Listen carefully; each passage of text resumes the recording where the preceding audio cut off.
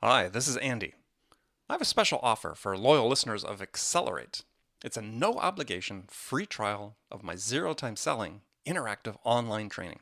Now, I've worked with thousands of sales reps to teach them how to use my zero time selling to boost their productivity and transform the results. And so, if you want to learn the same proven strategies to help you open more doors, have more effective sales conversations with prospects, and close more orders, then my zero time selling interactive training system is a fit for you. It's incredibly simple to start. Just take out your smartphone and text the word trust, that's TRUST, to 96,000. Now, do you have your phone ready? Send a text to 96000. That's a 9 and a 6 followed by three zeros. Now enter the single word message trust and hit send, and you hear right back from me with instructions on how to sign up for your free trial on my zero time selling interactive training. I look forward to seeing you there. It's time to accelerate. Hi, I'm your host, Andy Paul. Join me as I host conversations with the leading experts in sales, marketing, sales automation, sales process, leadership, management, training, coaching, any resource that I believe to help you accelerate the growth of your sales, your business, and most importantly, you. Hello and welcome to Accelerate. I am excited to be joined as always on Friday by my guest, Bridget Gleason. Bridget, how are you today? I'm doing great, Andy. How are you? Good. Trying to stay warm back here in New York. Well, I'm always curious to hear where you are at what point in time. So you've definitely gone to the big chill. We've got to that.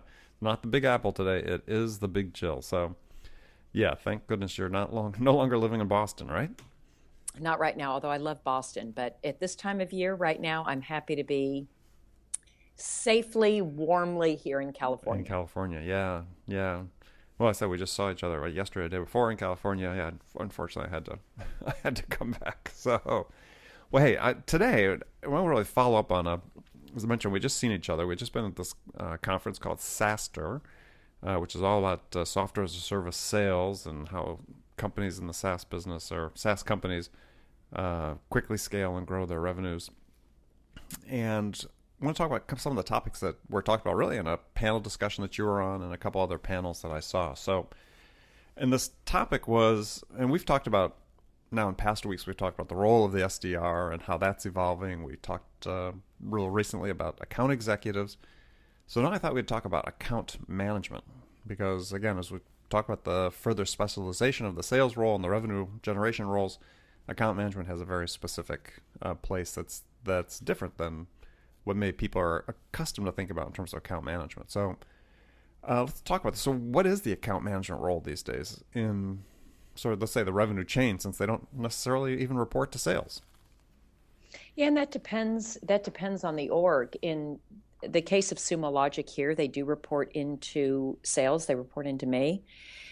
So at SumoLogic, and this is, I think, similar to a lot of other places, Andy, talking about the specializations. So at the early part of the sales cycle, you've got the BDR or SDR that helps set the appointments, get into the account. Then you've got the hunters or the closers, the ones that are good at shepherding a sale from initial interest to actually closing the deal. But then post sale, it often takes a different skill set to effectively, for lack of a better word, farm the account. And in the case of SumoLogic, there's a lot that can be done to maintain the customer, make sure that they're using the product, that they're not having issues with the product. In a SaaS world, features are not released once a year, or you don't have to buy the latest update. They're often continually released. And the issue with that is that sometimes your customers aren't even familiar with all the new bells and whistles that may come out that may really benefit their particular workflow.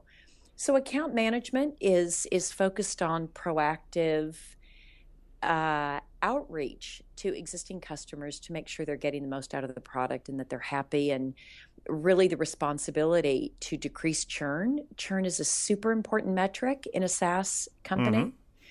And so when you think about it, they are in our case, they are revenue generating, and they also are revenue maintaining.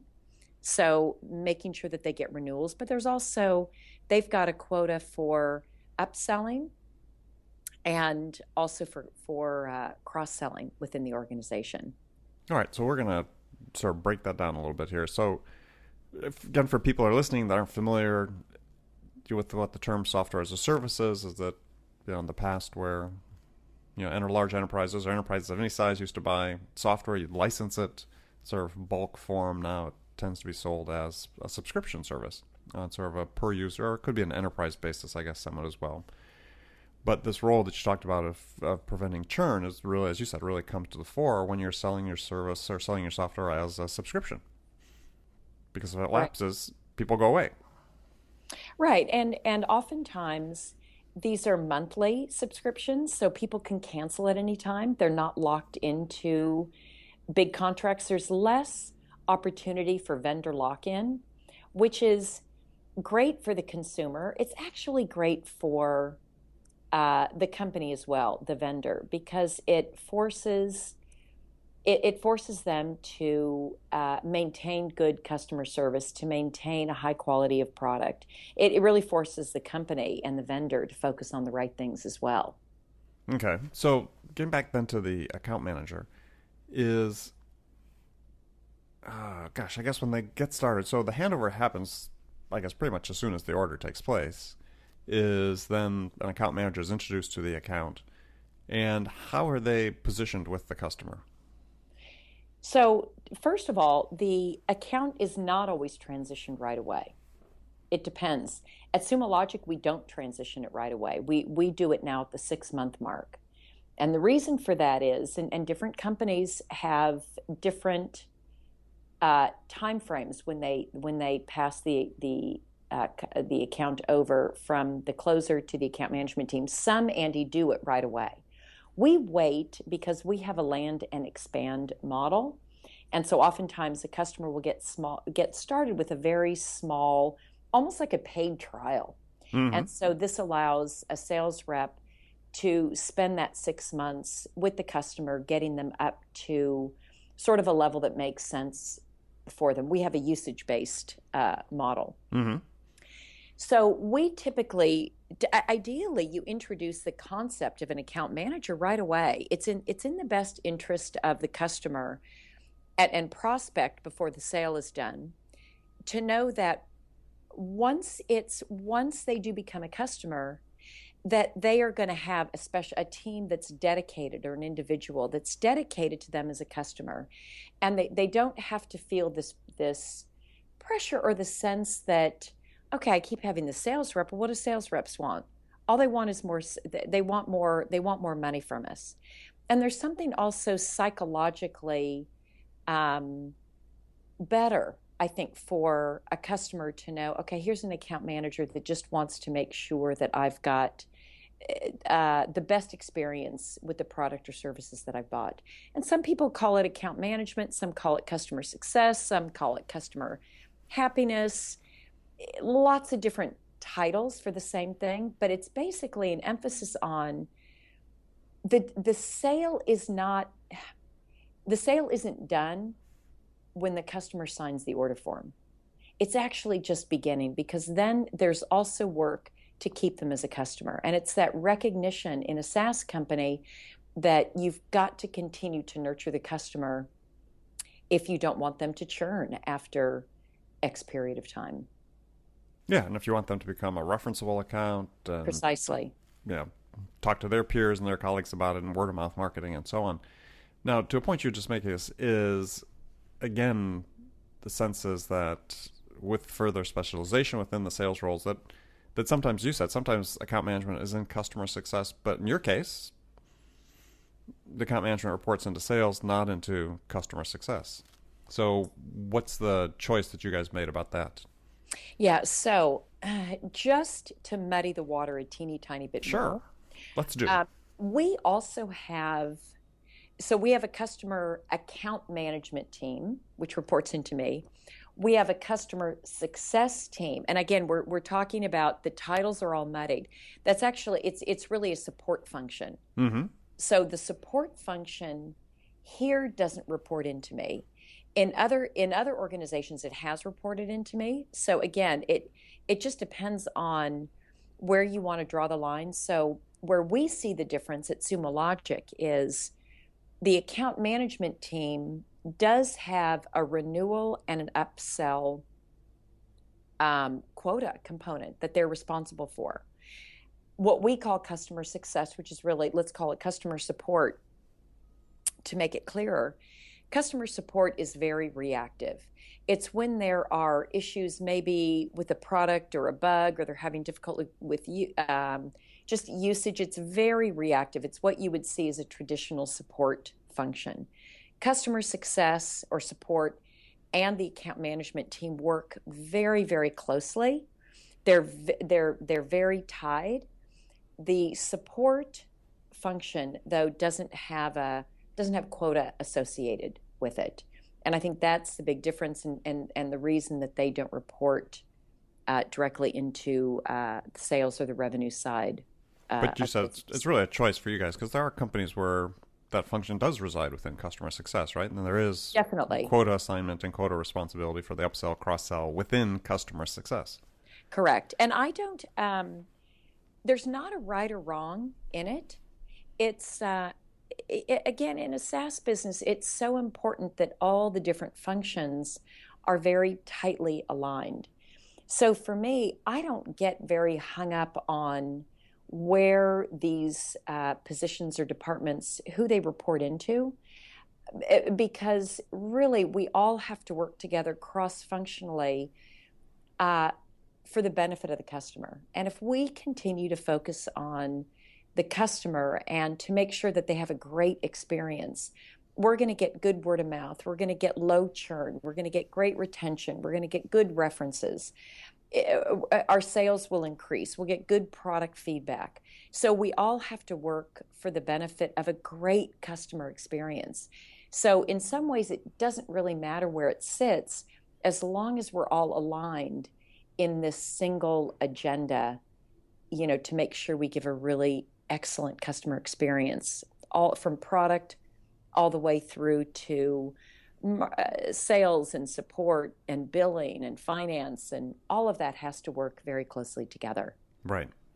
So how does in your situations, how does the account manager go about their role? I mean, they're, in the customer's eyes, they are SumoLogic, right?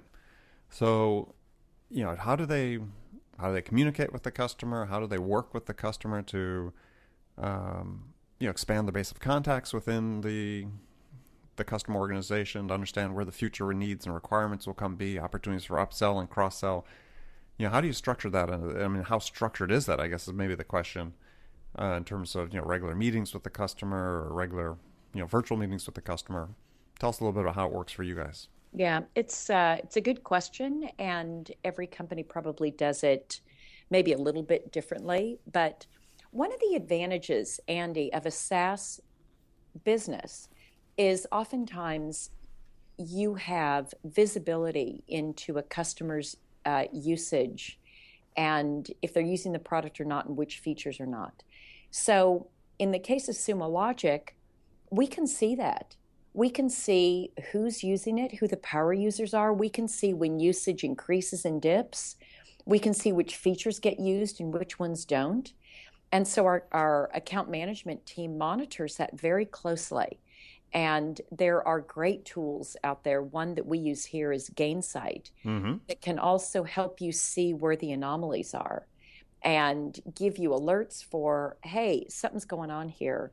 Anomalies meaning something bad going on with the usage, or the usage dropping, or anomaly in a positive sense? It could be anomaly either way. So it could be anomaly in, wow, they just signed up 10 more users on this particular account. Or an anomaly that, hey, usage has dropped off, nobody's used it, nobody's using your product. Or you've got one that your power user is that account was just deleted, they're probably gone from the company. So you can see a lot in it. And again, it's seeing what's happening in context. And that's what a lot of these tools can help with. And that can alert an account manager to something's going on, either positive or negative, and give them a reason to reach out, a way to be helpful, a way to add value, a way to say, hey, I've seen here that these last three scheduled searches that you did took longer than they should have. So for us, it's SumoLogic helps a company analyze all the log data that's being created by your application, your systems, et cetera, Mm-hmm. and just create a better experience for the customer just for the case of simplicity. So they may do searches on this log data to try to find out maybe where a problem occurred. So if a search takes a really long time to execute, oftentimes it's because the way they wrote the search was not as efficient as it could have been.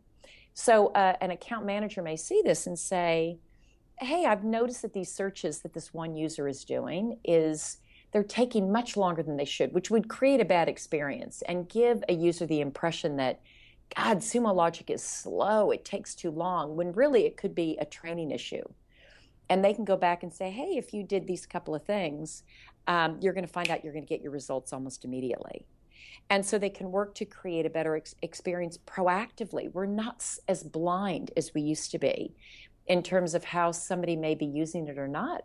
Pre-SaaS, we had no visibility or very little visibility into how customers were using our product. Well, So now we can see it. so who's the counterpart then for the account manager that they typically work with that owns the responsibility for, let's say, SumoLogic in your case? I mean, do they have?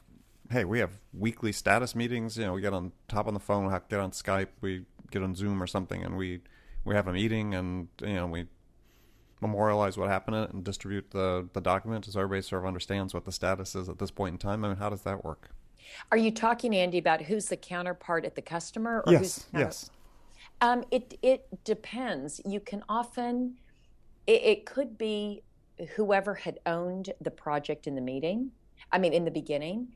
So it really varies. It varies by company, but typically there's a champion there, or somebody who owns a product, or the department head, or you have to. An account manager has to be a good company mapper is not the right word, but really understand the organizational structure of the company so that they understand, okay, I've got 30 users. I know that these 5 are associated with Bob, and these 6 are associated with Sarah, and these 8 are associated. But they know that that's the IT group, that's the security group, that's the DevOps group, and that they can sort of help map and understand, okay, if I do see an issue, who's the right person for me to reach out to? So that's really the responsibility. And again, why it's a separate skill set. Do I want my hunters to be doing all of this mapping and proactive when it may not bring in a new account or a new logo?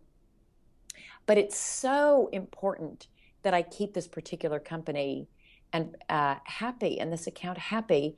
And it's oftentimes non-trivial, the work that goes into understanding what's going on and really staying on top of it to deliver that great customer experience. Yeah, and that's why I was sort of asking the question, because I've been an account manager at quite a while ago in my past, but for very large, complex systems that we're implementing for customers, and we were very structured. I mean, with our relationship with the customer, in terms of both implementation and customer satisfaction on one hand, and on uncovering additional opportunities within the account on the other.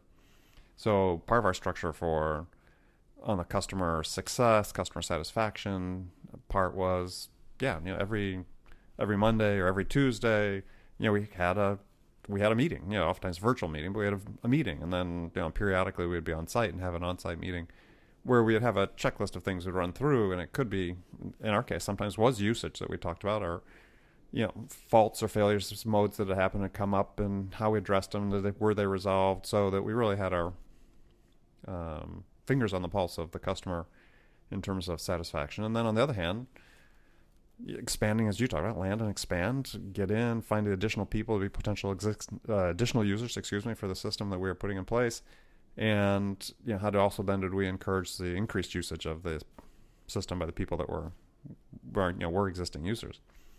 So, but it was pretty formalized. I was wondering how formalized you have that, and how formalized you think it needs to be. Well, it's interesting to hear you tell the story. I think part of the reason, Andy, that yours needed to be formalized in every week is because it was very difficult for you to get feedback about what was happening in the account unless they told you. Mm-hmm. And so you needed that, and they needed you to go tell them how it was being fixed. Well, we can do this real time. We see it. We don't need them to tell us for the most part. We can see a lot of it based on their usage. So it's as formalized as, I don't want to say it's as formalized as the customer wants it to be, because there's a certain amount that we require. So our account management team, I know the manager there, who's an awesome, excellent manager. He has metrics regarding how often he wants the account managers to check in with accounts Mm-hmm. and to get status updates. And it's at a minimum once a month. But I think it also it is based on what's happening in the account at any given point in time. Some people, Andy, they want you to leave them alone unless there's an issue. And so we've got people they're busy. They want fewer on-site meetings. They want shorter Skype meetings. So we try to respect that balance, but still encourage a regular cadence of conversation so that we just stay engaged with the account. Yeah, and I think that's really important. Is that people, and part of the reason I'm bringing the question up is part of what I'm seeing when I talk to companies, work with companies, is that they're relying almost exclusively on the data and not engaging the people behind it. And there's only, I mean, you can learn a lot from the data. Don't misunderstand me, but at some point you have to talk to the people, right? Yeah, and the data is really to give an account manager a reason to talk to them also, and something valuable that they can offer and something that they can bring to the table. Exactly. Exactly. As opposed to, and again, it's why the roles, it makes sense for them to be specialized. It's not that the sales team can't do it or doesn't have the experience to do it, but they're focused on other things. And will they give it the attention that is needed to have a meaningful interaction? And you've probably heard the term. We've talked about it a lot. We talk about it a lot here. We talked a lot about it when I was the VP of sales at Yesware. But the importance of bringing value to every interaction. Yes.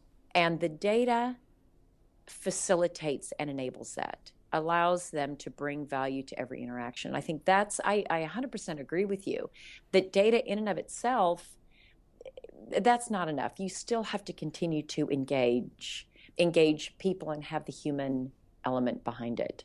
Yeah, and as you said, and that part of the reason I asked the question, so a leading question is to get to that point, is that yeah, as you have this data, is as much as we've emphasized before in multiple conversations here, is on the show with you and I, is that you have to bring value every time you interact with the prospect or the buyer before the sale. You have to do it after the sale for the same reasons that exist before the sale. Is they're busy, they've got lots to do, they have less time to give you, but you still need to get your job done. You still need to keep them happy. You still need to be able to upsell and cross-sell and maximize your revenue opportunity within that account. Yeah, correct. 100% agree. All right, so in the last few minutes we have on this episode is talk about the skill sets for account management. What are you looking for? What's their background? Are you hiring? Tell us about that. Where you recruit them from? So oftentimes they look a lot like a sales rep. So there's some qualities that I look for pretty consistently. It's self-motivated, very organized, disciplined, ambitious, smart, and you and I've talked about this a lot, not necessarily Ivy League school smart, but a very practical, high emotional IQ smart also. Mm-hmm. In addition, they have to have good attention to detail. They have to be good at good relationship building. There's also that piece of it, be very personable. They have to be persistent as well. In our case, we sell a technical product, so technical aptitude and curiosity is very important just in any role really here at SumoLogic. And I would say in general, I think having curiosity and interest in good business acumen is a great skill and important when just trying to piece together and understand the world that the customer lives in. Yeah, well, I think it may, in some regards, almost be more important for the account manager because they, almost more so than the account exec, really are looking at the bigger picture, right? Because once the system's in there, they meet a broader range of people, broader spectrum of people and potential users within the account. Probably have a better sense of the value the customer's deriving from using the actual value they're deriving from using your product or service. So it seems like, yeah, the business acumen really becomes important. Yeah, I agree. It's definitely a big one, very high on the list. So from a career arc, where do the account managers come from? Are you typically hiring people that were account managers, and then once they've come in, and understand your organization's a little new, but where do you see them going after that role? It can be pretty fluid. I've seen account managers. I've seen salespeople go be account managers, and then I've seen account managers go back and be in sales. In fact, I heard it was a year or so ago. I don't know if they have the same structure, but at New Relic, a woman that used to work for me went to New Relic, and she said on the teams they swap around. And it may be 1 year you're on the hunting team, and then the next year you decide you want to go on the account management team. Then you may decide you want to go back on the hunting team.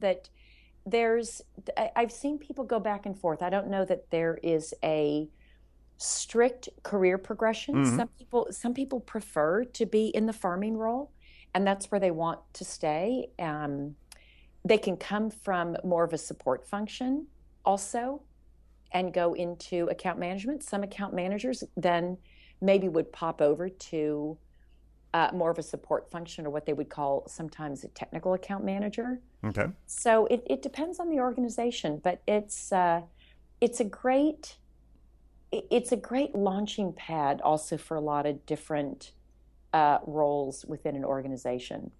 Yeah, I mean, personally, I always liked hiring account managers into sales management roles because they had, at least in my world where I came from, is they tend to have a little bit broader worldview. Yeah, true. I would say that's definitely true. Okay. Well, good. Well, we sort of covered account management, so now we've done sales development reps, we've done account execs, we've done account managers. We'll have to pick on sales managers next, I think. Oh, good. Let's do that. We'll work our way up the chain. We'll get to you eventually. Okay, good. I'm ready. I can't wait. Let's have a third party come and do that one. That's true. We'll get a facilitator. All right. So, all right. Well, I want to thank everybody for having joined us again on another episode of Frontline Friday with my special guest every week, Bridget Gleason. And Bridget, we'll look forward to talking to you again next week. Great. Everybody have a great Friday and weekend. All right. Talk to you very soon. Bye. Thanks for listening to the show. If you like what you heard and want to make sure you don't miss any upcoming episodes, please subscribe to this podcast on iTunes or Stitcher.com. For more information about today's guest, visit my website at andypaul.com. Hi, this is Andy. Connect and Sell is used by sales reps at nearly 1,000 companies, including hundreds of technology startups and several Fortune 500 companies, to overcome the challenges of getting prospects on the phone. Companies using Connect and Sell grow their revenues faster by enabling their sales reps to have more sales conversations in 90 minutes than they could otherwise achieve in an entire week. Connect and Sell can be deployed directly to your sales reps, or you can take advantage of their outbound on-demand service, which delivers qualified prospect meetings scheduled directly on your sales reps' calendars. Visit connectandsell.com to learn more about how Connect and Sell can start filling your pipeline today.